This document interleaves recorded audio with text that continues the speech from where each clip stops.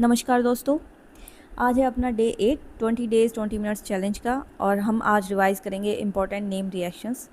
Definitely इस एक lecture में तो कंप्लीट नहीं होने वाले हैं, इसके बाद एक और लेक्चर आएगा। तो अभी बिना टाइम वेस्ट किए स्टार्ट करते हैं। आज हम ये जो आपको दिख रहा होगा चार्ट, आज हम ये वाली 10 रिएक्शंस कंप्लीट करने वाले हैं।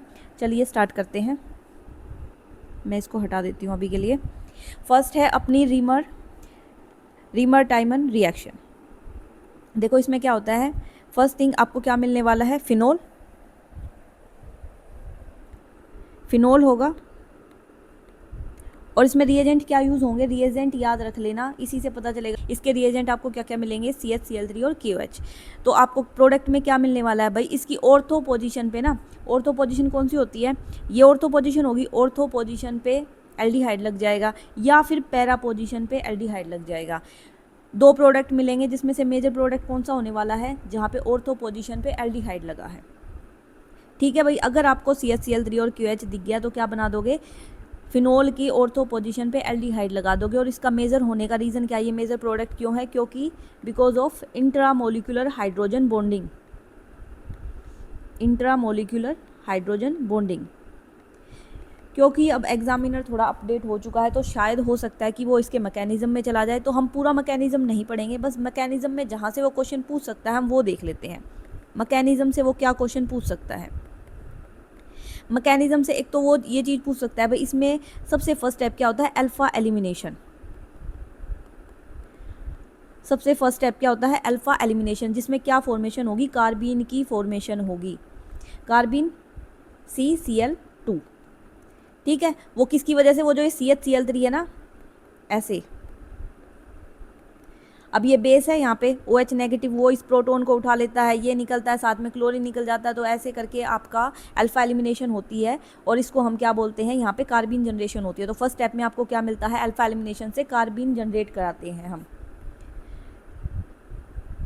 ये पूरा ही डिलीट कर दिया मैंने। तो फर्स्ट स्टेप अल्फा एलिमिनेशन है, जहाँ से आप कार्बीन जनरेट करवा रहे हैं। सेकंड स्टेप में क्या होता है, सेकंड स्टेप में वही SN2 रिएक्शन होती है। अगर वो पूछेगा स्टेटमेंट में से तो वो यही पूछेगा कि इसका जो मैकेनिज्म है वो क्या क्या फॉलो कर रहा है। तो फर्स्ट स्टेप में कार्बीन बनाओगे, सेकंड स्टेप में SN2 रिएक्शन करा दोगे। SN2 कैसे होगी, इस पूरे को मैं R ग्रुप बोल रही हूँ, ये R ग्रुप है, इस पूरे को मैं R ग्रुप बोल रही हूँ, तो ये ऐसे बन जाएगा CHCl2।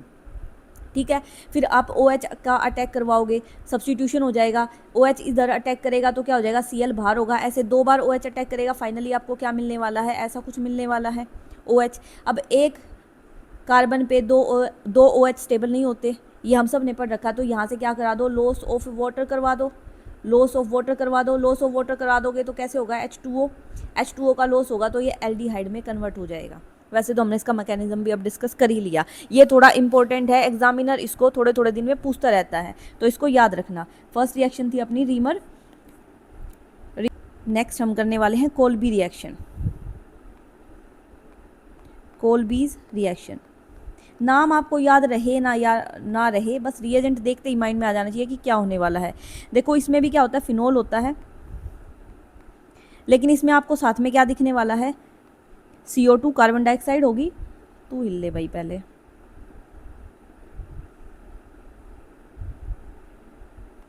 और क्या मिलेगा आपको, बेस मिलेगा NaOH एंड एसिडिक कंडीशन दी होगी।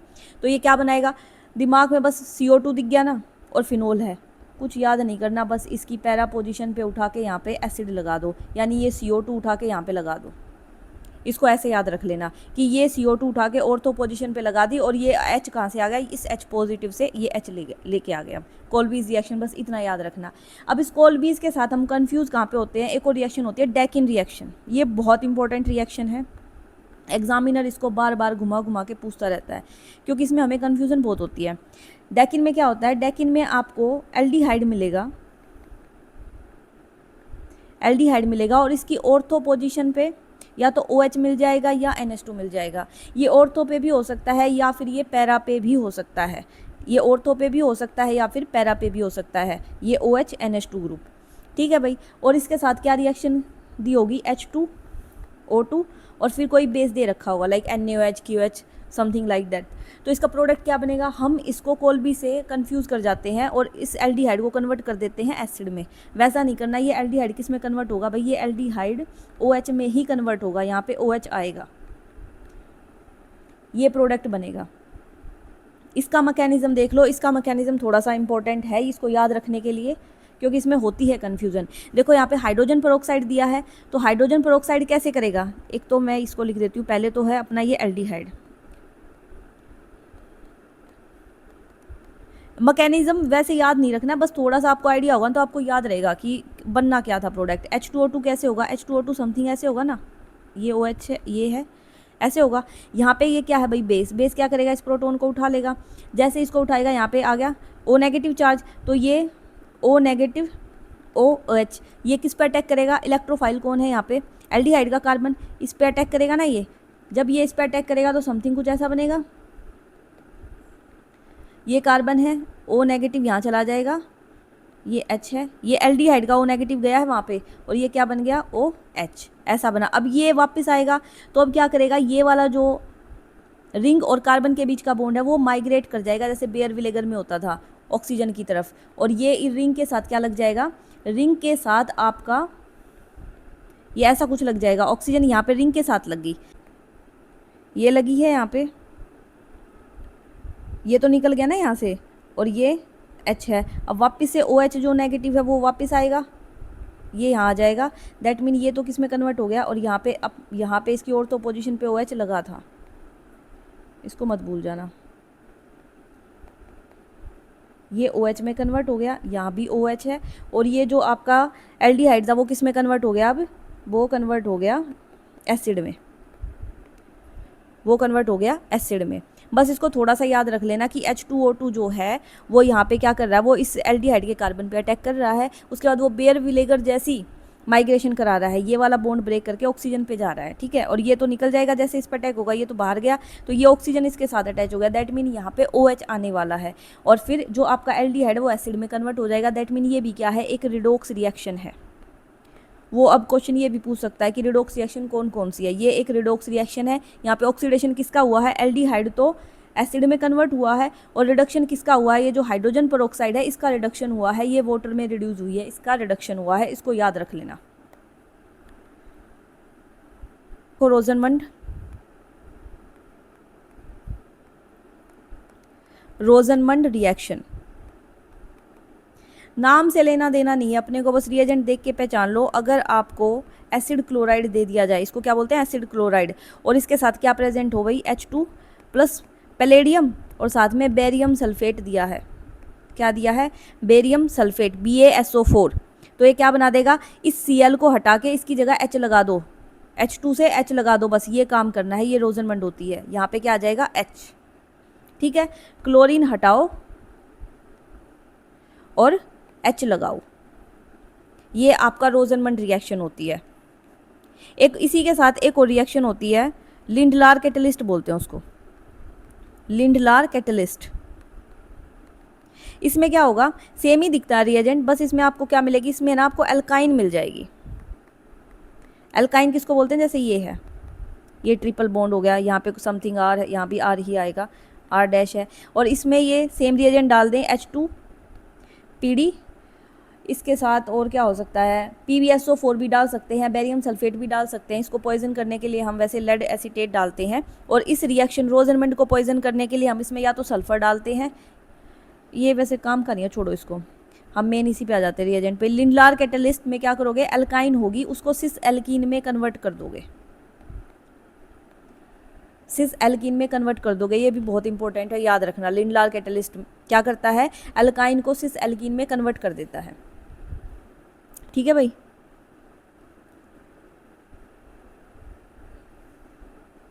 पॉइजन वाली चीज पे नहीं जा रहे।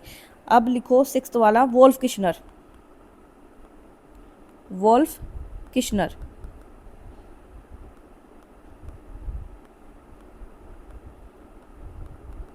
देखो वोल्फ किश्नर रिडक्शन क्या होगा, कोई भी आपको कार्बोनियल ग्रुप लगा होगा, ये एल्डिहाइड हो सकता है या फिर ये कीटोन हो सकता है, कोई भी कार्बोनियल ग्रुप, और उसमें आपको क्या मिल जाए, NH2 है इन बेसिक कंडीशन। अगर कोई बेसिक कंडीशन है तो इसको क्या कर दोगे,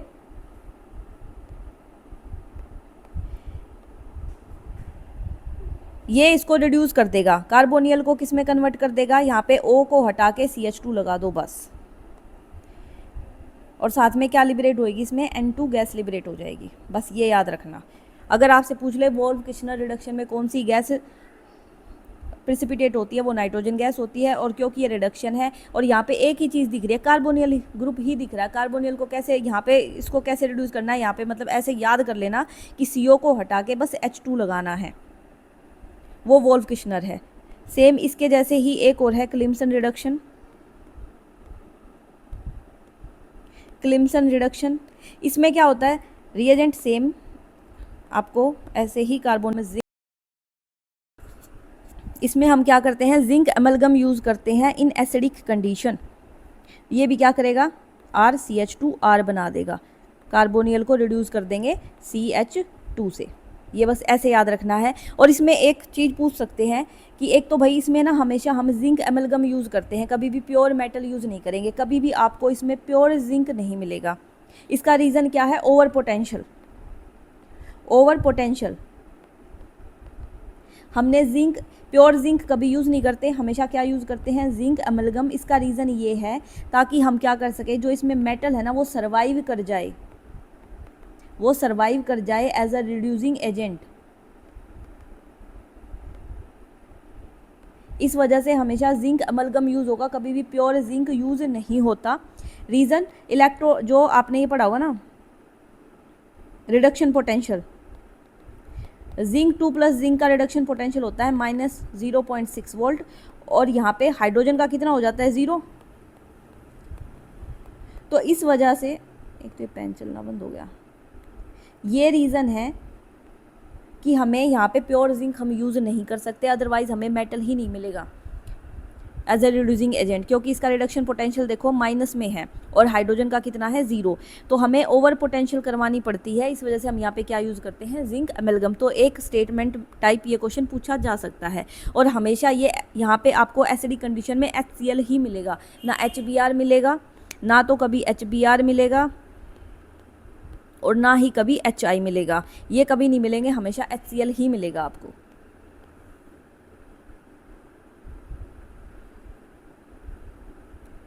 ये हो गया अपना। अब इसके बाद अपनी कौन सी रहती है, क्लिम्सन कर ली हमने। चलो कैनिज़ारो देखो, हाँ Cannizzaro,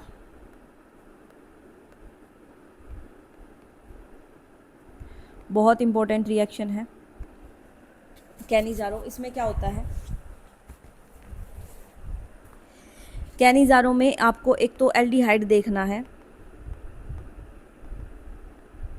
having no alpha hydrogen, इसके ऊपर कोई भी अल्फ़ा हाइड्रोजन आपको नहीं मिलेगी। जैसे फॉर एग्जांपल बेंजल एल्डिहाइड है,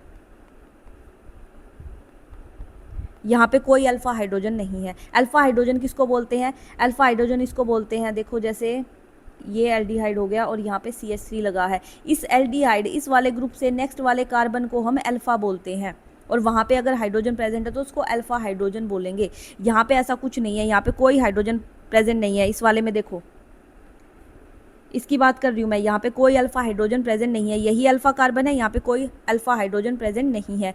तो जहाँ पे अल्फ़ा हाइड्रोजन नहीं होती वो क्या देते हैं, कैनिज़ारो टाइप रिएक्शन देते हैं। और कौन सा एग्जाम्पल हो सकता है, फॉर्मल एल्डिहाइड हो सकता है, और क्या हो सकता है भाई, ये भी हो सकता है, मतलब जहाँ बस अल्फ़ा हाइड्रोजन ना मिले। Aldehyde having no alpha hydrogen, और इसकी किसके साथ रिएक्शन करा दो, KOH के साथ करवा दो। मोस्टली कंसनट्रेटेड ही यूज़ करते हैं 50%। तो वो क्या देता है, वो रिडोक्स रिएक्शन दे देता है, वो अपने आप को ही सेल्फ रिडक्शन करा देता है। ये क्या करा देता है, सेल्फ रिडक्शन बोल रही हूँ, सेल्फ रिडोक्स रिएक्शन होती है इसमें, सेल्फ रिडोक्स रिएक्शन, यानी एक बार रिडक्शन हो जाएगी और एक बार ऑक्सीडेशन हो जाएगी। प्रोडक्ट क्या बनेगा, मान लो मैं इसको मान रही हूँ, ये रिएजेंट लिया है तो इसका एक बार रिडक्शन करा दो। एल्डिहाइड की रिडक्शन किस में होती है, अल्कोहल में, ये आ जाएगा CH2OH, और एक बार इसकी ऑक्सीडेशन करा दो तो क्या बन जाएगा, एसिड। समझ रहे हो, ये कैनिज़ारो रिएक्शन होती है। ये थोड़ी सी इम्पोर्टेंट है, इसलिए इस पर थोड़ा सा हम ज़्यादा ध्यान दे रहे हैं अभी।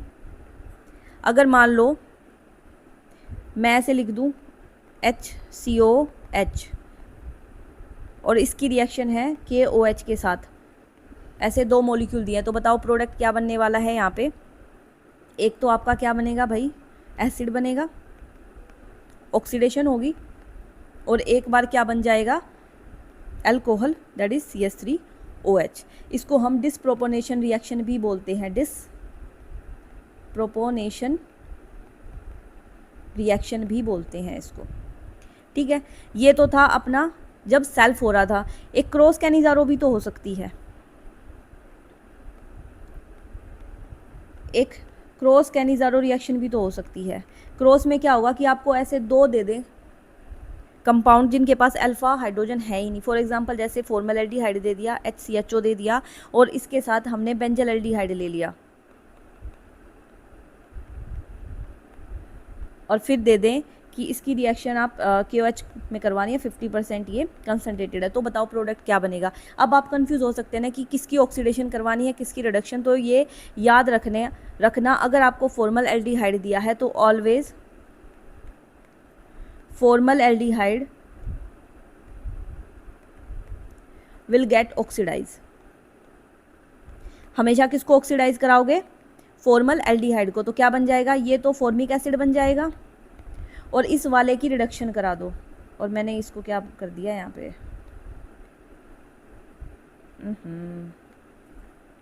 ये बेंजल्डिहाइड था भाई, मैंने इसको एसिड में कन्वर्ट कर दिया था। क्या बन जाएगा, ये इसकी रिडक्शन करवा दो, ये अल्कोहल में कन्वर्ट हो जाएगा। क्लियर है। अगर वो ऐसा दे दे, यहाँ एल्डिहाइड लगा है और यहाँ भी एल्डिहाइड लगा है, और ये KOH दे दिया। अब कंफ्यूज नहीं होना है, ये इंट्रामोलिकुलर कैनिज़ारो रिएक्शन है। ये कैसी है, इंट्रामोलिकुलर। तो एक एल्डिहाइड का तो ऑक्सीडेशन करा दो और एक का रिडक्शन करा दो। ठीक है भाई, कंफ्यूज नहीं होना इसमें कि कैसे होगा। अब एक इसमें से एक स्टेटमेंट टाइप क्वेश्चन बनता है, वो याद रख लेना। वो पूछ सकता है कि जो हाइड्रोजन एटम आती है, वो मैकेनिज्म में घुस के अगर पूछने लग जाए, जहाँ पे आप एल्डिहाइड को किस में रिड्यूस कर रहे हो, हाइड्राइड जो आया, एक हाइड्राइड ट्रांसफ़र होगा, तभी तो एल्डिहाइड किस में कन्वर्ट हुआ होगा, अल्कोहल में। तो ये जो हाइड्राइड ट्रांसफ़र है वो कहाँ से है, वो सोलवेंट से आया है, या फिर वो कहाँ से आया है। तो ये जो हाइड्राइड आता है, जो हाइड्राइड आया, या फिर वो बोल देगा कि जो हाइड्रोजन एटम है that become attached to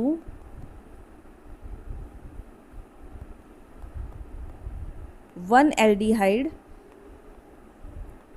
molecule comes from second molecule of aldehyde। वो सेकंड मॉलिक्यूल ऑफ एल्डिहाइड से आया है, नोट फ्रॉम सोलवेंट H2O। ये बहुत इंपॉर्टेंट है, इसको याद रख लेना। वो स्टेटमेंट टाइप में पूछ सकता है कि एक एल्डिहाइड पे जो हमने हाइड्रोजन एटम का ट्रांसफ़र करवाया वो कहाँ से आया है, वो एल्डिहाइड के दूसरे मॉलिक्यूल से आया है, वो सोलवेंट से नहीं आया है। इस चीज़ को याद रखना। अब आ जाते हैं बर्च रिडक्शन पे।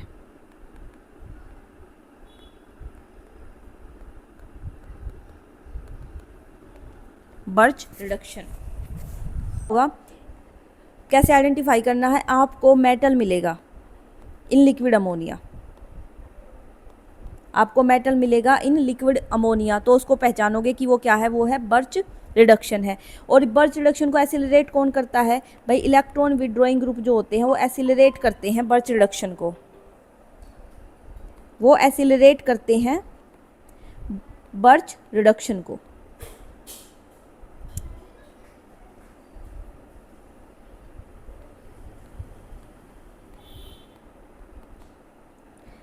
यानी कि जिस पे इलेक्ट्रॉन विड्रॉइंग ग्रुप लगा होगा उसका बर्च रिडक्शन फास्ट होने वाला है। अगर आपसे रेट पूछा जाए तो ये देख लेना कि अगर आपको इलेक्ट्रॉन विड्रॉइंग ग्रुप लगे।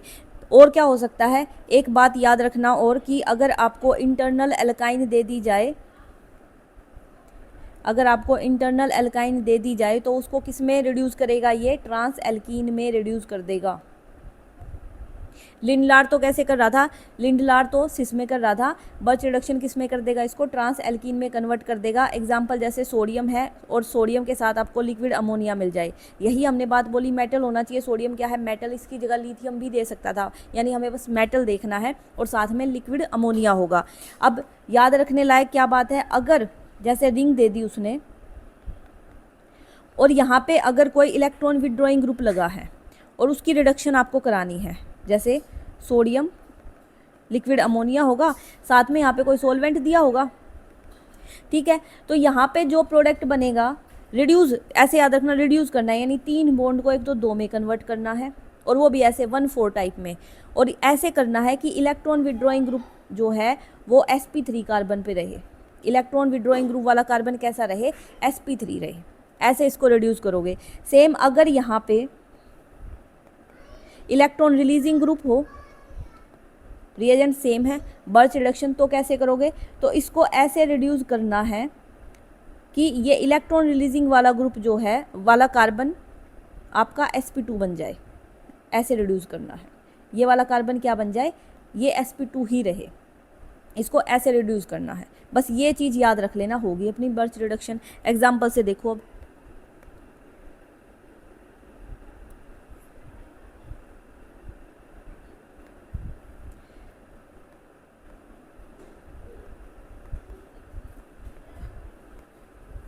बताओ क्या होगा इसका प्रोडक्ट, सोडियम लिक्विड अमोनिया दिया है, ये क्या है इलेक्ट्रॉन विड्रॉइंग ग्रुप, तो इस वाले कार्बन को sp3 रखना है, इसको ऐसे रिड्यूस करो, यानी कि ऐसे आएंगे, और ये COOH।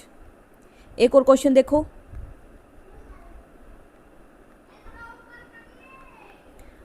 यहाँ है OMe और यहाँ है COH, बर्च रिडक्शन है। बताओ अब इसको कैसे रिड्यूस करना है। ये वाला कार्बन तो क्या होना चाहिए, अब ये वाला कार्बन प्रोडक्ट में, अरे हट जा, ये वाला कार्बन तो sp3 होना चाहिए और ये वाला कार्बन sp2 होना चाहिए, इसको ऐसे रिड्यूस करेंगे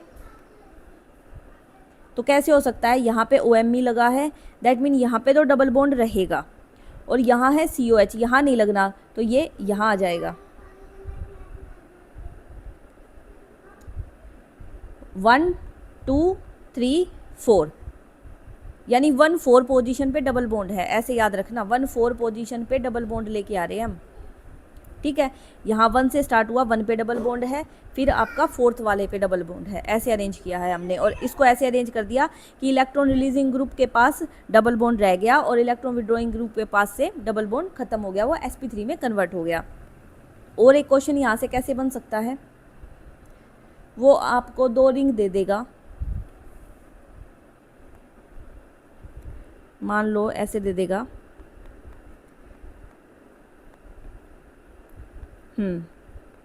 OH लगा दिया और यहाँ पे है सोडियम लिक्विड अमोनिया और इसका प्रोडक्ट पूछ रहा है, अब क्या होगा।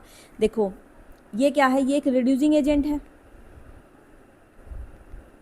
रिड्यूसिंग एजेंट का काम क्या है, इलेक्ट्रॉन देना, और इलेक्ट्रॉन लेगा कौन, जिसके पास इलेक्ट्रॉन की कमी होगी।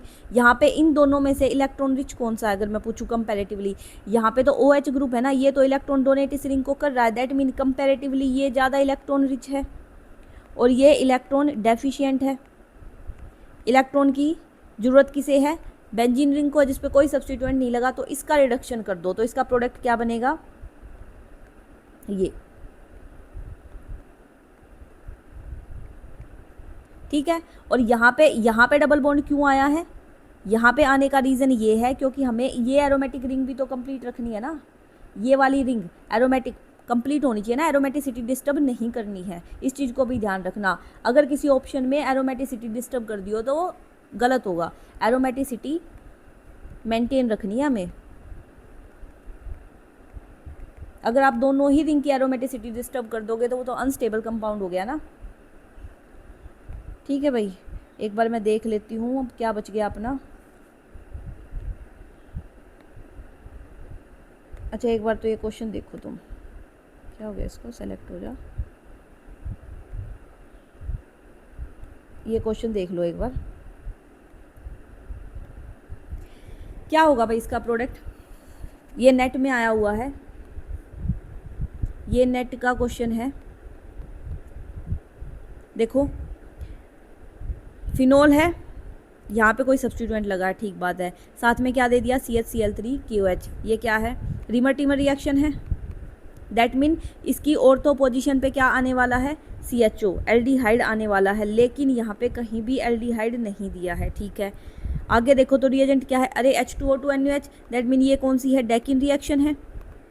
पहले तो क्या बन जाएगा, पहले तो आपका कुछ ऐसा बना होगा,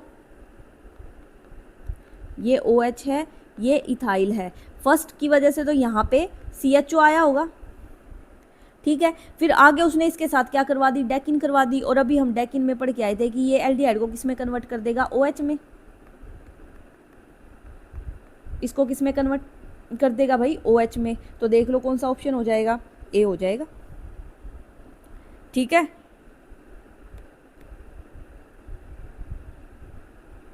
अब और देख लेती हूँ कोई और बचा हो तो, वैसे और है नहीं। हमने ये नेम रिएक्शंस करनी थी आज, इसमें से हमने कौन कौन सी कर ली है। देखो हम रीमर टीमर कर चुके हैं, क्या होता है ये, फिनोल होगा, CHCl3NUH मिलेगा आपको, और उसमें एल्डिहाइड लगा दो ऑर्थो पोजीशन पे। फिर कोल भी कर ली हमने, सेम फिनोल है, NaOH CO2 दिखा तो यहाँ पे इसकी ऑर्थो पोजीशन पे एसिड लगा दिया, ठीक है। रोजनमंड रिडक्शन कर ली, एसिड क्लोराइड है, Cl हटाओ और उसकी जगह क्या लगा दो, H लगा दो, और रिएजेंट आपको ये मिलेंगे H2 पैलेडियम बेरियम सल्फेट। फिर हमने बर्च रिडक्शन कर ली भाई, 1,4 साइक्लोहेक्साडाइन बना देगा ये। रिएजेंट याद रखना सोडियम लिक्विड अमोनिया है। वोल्व किश्नर कर चुके हैं, बेसिक कंडीशन में होती है, एल्केन में कन्वर्ट कर देता है कार्बोनियल को। सेम क्लिम्सन रिडक्शन हमने कर ली, जिंक एमेलगम आपको रिएजेंट मिलेगा और ये भी किसको कार्बोनियल को एल्केन में कन्वर्ट कर देगा, इसमें एसिडिक कंडीशन होती है। कैनिजारो हम कर चुके, ये क्या करेगा, रिडोक्स रिएक्शन होती है, एक बार इसको CHO को किस में कन्वर्ट कर दो, एक बार अल्कोहल में रिडक्शन करा दी और एक बार इसकी ऑक्सीडेशन करा दो। फिर एल्डोल हमने अभी नहीं करी, ठीक है। डेकिन हम कर चुके, डेकिन में क्या था, ऐसे आपको OH मिलेगा और CHO होगा, उस CHO को किस में कन्वर्ट कर दोगे, OH में। अच्छा एक ये देख लो फटाफट, हाइड्रोबोरेशन ऑक्सीडेशन, ये क्या होता है, हाइड्रोबोरेशन ऑक्सीडेशन में जैसे ये एल्कीन दी है ना, इसके साथ आपको BH3 बोरोन वाला रिएजेंट मिलेगा और साथ में H2O2 मिलेगा। ये क्या कराते हैं, देखो पहले तो ये जो बोरोन है ये इस एल्कीन के साथ जुड़ेगा, ऐसे मान लो ये एल्कीन है और यहाँ पे रिएजेंट दिया है ये BH3THF। ये THF तो क्या है, ये एक सोलवेंट है, THF यहाँ पे क्या है, सोलवेंट है, और ये इसको ऐसे कन्वर्ट करता है। वैसे BH3 ऐसे एग्जिस्ट नहीं करता ना, BH3 तो ऐसे एग्जिस्ट करता है, B2H6 ऐसे करता है। जब इसमें THF डालते हो ना तब ये इसको इसमें कन्वर्ट करता है BH3THF में, ये सोलवेंट इसको इसमें कन्वर्ट करता है, ठीक है। तो क्या होगा यहाँ पे, ये एंटी मार्किनोफ रूल फॉलो करता है। ये क्या, कौन सा रूल फॉलो करता है, एंटी मार्किनोफ रूल। इसमें क्या होगा कि बोरोन लेस सब्स्टिट्यूटेड साइड पे जाके जुड़ जाएगा, यहाँ पे आपका बोरोन जुड़ जाएगा और यहाँ पे आपका हाइड्रोजन जुड़ जाएगा। इसका रीज़न ये है क्योंकि रेडिकल मैकेनिज्म फॉलो कर रहा है, एंटी मार्किनोफ रूल जाएगा, तो बोरोन कहाँ अटैच होता है, लेस सब्स्टिट्यूटेड साइड पे, ठीक है। अब जब आप इसकी रिएक्शन कराओगे ना H2O2 के साथ, तो इस बोरोन को हटा के और इसकी जगह क्या लगा दोगे, OH लगा दोगे, बस इतना करना है।